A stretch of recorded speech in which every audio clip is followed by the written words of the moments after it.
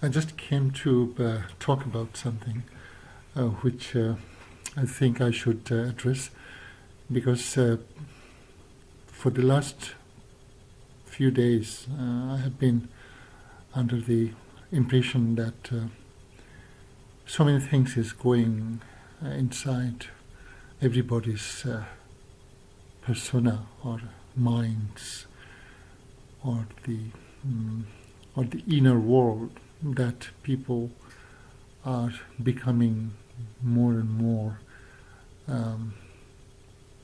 expressive about themselves and expressive about their inner thoughts and feelings.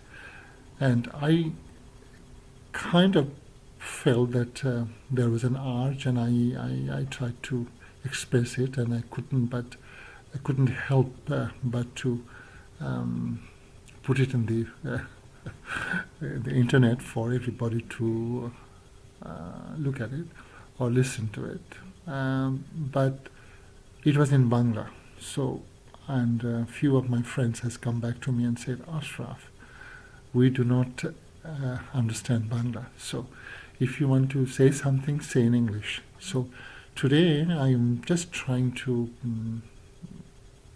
just say a few things in English for my friends who does not speak Bangla, but also for my friends. I hope that my friends who are Bengali-speaking friends who will be able to understand, because most of them, I believe, has a good understanding on this language, whatever I express here.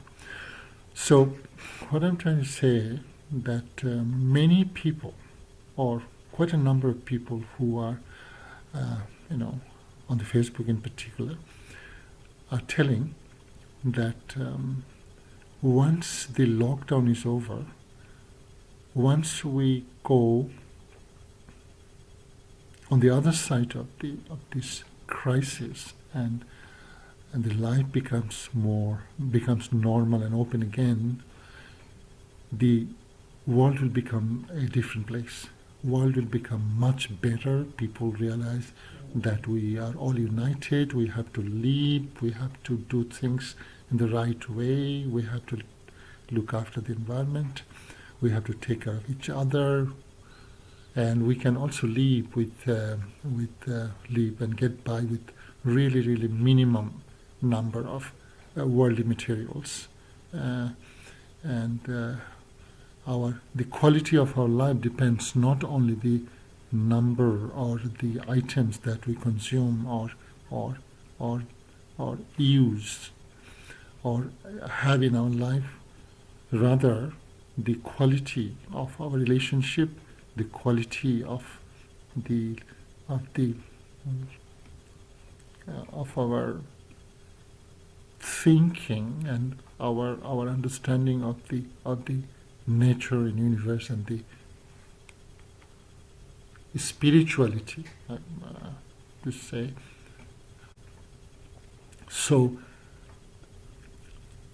all those things will come into play, and we will be much better position than what we are now. But I kind of feel that will not be the case, because by being confined in our close small place, we have also realized that we have not realized, we also cherished or developed a kind of agitation, anger,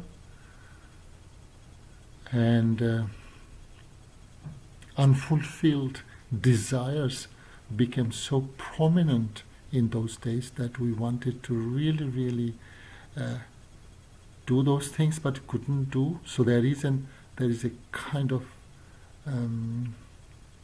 anger that has built up inside. And when we go out after this thing is over, people will have an outburst of their inner emotion, which they, or the things they have, they were obliged to keep a control on. And I think the people will also come to realize that the futility and the how futile and how fragile our life or the existence is, that it can be wiped out any time with a small tiny wind, for that matter, or what we called the tiny virus that was rampant in the last few weeks or months. So I would like to really sound a word of caution that the optimism which is we are nurturing or trying to project in our daily conversation or our communication, or maybe nurturing or cherishing in our minds, in our hearts, I don't think that we should be very, very relaxed about that thing.